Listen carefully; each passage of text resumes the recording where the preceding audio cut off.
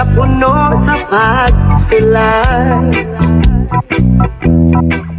Mga problema muda nga kanunay, pagpanusamot kung kulang sa inspirasyon. Walay laking himuon kundi pagduol kay Jesus. Inspirasyon ka sa kinabuhi ko, oh Diyos. Ang mga